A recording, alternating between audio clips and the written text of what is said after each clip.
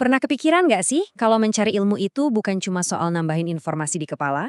Gimana kalau setiap buku yang kita baca, setiap kajian yang kita datangi, itu sebenarnya adalah langkah kecil dalam sebuah perjalanan yang super besar? Perjalanan buat nemuin jalan pulang? Coba dibayangin sejenak, seandainya ada taman surga yang bisa kita datangi, bukan nanti di akhirat tapi di sini, sekarang juga. Kira-kira wujudnya kayak apa ya? Dan yang paling penting, di mana coba kita bisa nemuinnya? Ternyata jawabannya itu dekat banget dan indah sekali. Nabi Muhammad SAW ngasih tahu kita kalau taman surga di dunia itu bukan tempat fisik yang megah, tapi halaqah zikir atau yang kita kenal sebagai majelis ilmu. Betul, tempat kita kumpul-kumpul buat belajar. Nah, tapi apa sih sebetulnya makna di balik sebutan taman surga ini? Yuk kita coba bedah lebih dalam lagi apa esensi sejati dari sebuah majelis ilmu. Seorang ulama besar, Atta bin Abi Robah, ngasih kita pemahaman yang luar biasa. Majelis ilmu itu ternyata jauh lebih luas dari sekedar ritual. Ini adalah sekolah kehidupan, tempat kita belajar cara dagang yang halal, cara ibadah yang benar, sampai gimana caranya membangun keluarga sesuai tuntunan. Ini tuh panduan praktis buat ngejalanin hidup. Oke, setelah tahu betapa luasnya cakupan ilmu, muncul nih pertanyaan yang lebih dalam. Sebenarnya, buat apa sih kita belajar? Niat di balik pencarian ilmu ini ternyata jadi kunci dari segalanya loh.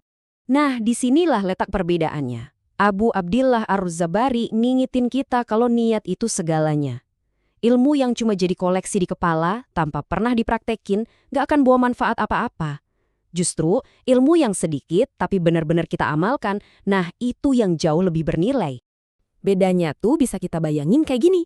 Ilmu yang diamalkan itu ibarat peta yang kita pegang, yang nuntun setiap langkah kita di jalan yang mungkin gelap. Nah, kalau ilmu yang cuma buat pengetahuan doang, itu kayak peta antik yang indah, tapi cuma digantung jadi pajangan di dinding. Yang satu nuntun kamu, yang satunya lagi cuma kamu pandangi. Dan inilah hasil nyata dari ilmu yang diamalkan, kejernihan. Tiba-tiba kita jadi bisa lihat dengan jelas mana yang wajib, mana yang sunnah, mana yang halal, mana yang haram, mana jalan yang ngebawa kita ke surga dan mana yang ngejauhin kita dari sana. Ilmu jadi kompas moral dan spiritual kita. Sekarang, kita bakal lihat ilmu dari sudut pandang yang paling menyentuh, yaitu sebagai sebuah perjalanan pulang, perjalanan kembali ke tempat asal kita semua, surga. Ini dia janji utamanya, sebuah jaminan yang langsung ngehubungin tindakan sederhana kita mencari ilmu dengan tujuan akhir terbesar kita, surga. Setiap buku yang kita baca, setiap jam yang kita habiskan buat belajar, itu adalah langkah nyata yang sedang kita ambil di jalan menuju ke sana. Yang menarik, menempuh jalan ini ternyata punya dua dimensi. Ada jalan fisik, yaitu pas kita benar-benar jalan kaki menuju majelis ilmu.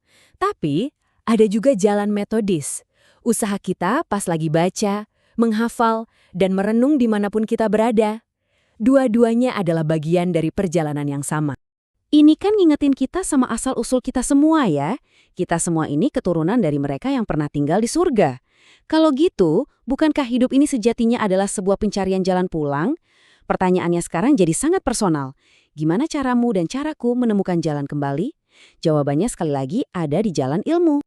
Selain jadi jalan pulang ke surga, ternyata perjalanan menuntut ilmu ini dipenuhi dengan ganjaran-ganjaran yang melimpah ruah di setiap langkahnya.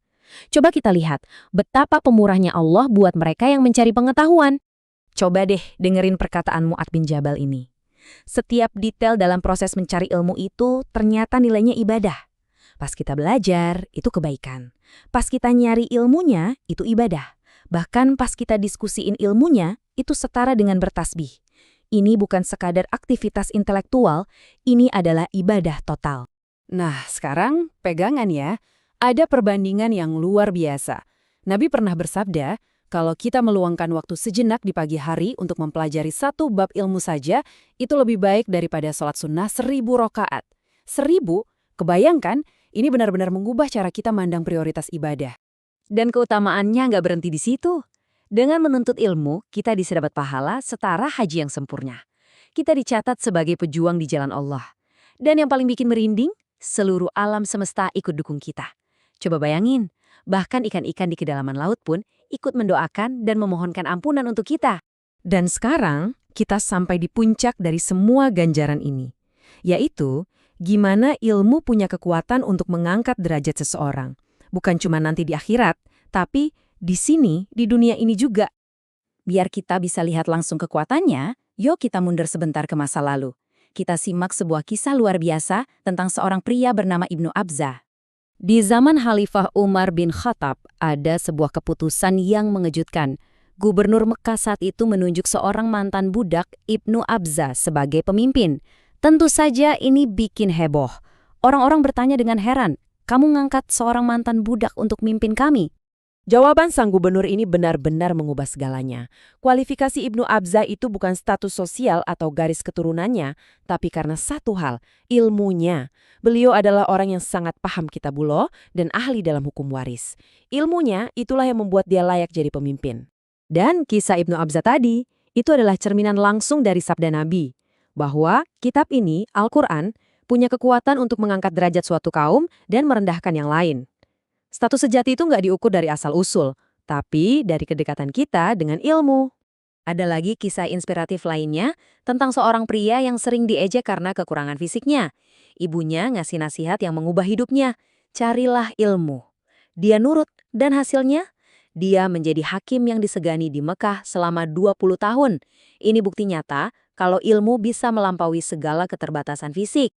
Dan puncaknya, inilah janji langsung dari Sang Pencipta sendiri di dalam Al-Quran. Sebuah garansi pasti bahwa Allah akan meninggikan orang-orang beriman dan mereka yang diberi ilmu beberapa derajat.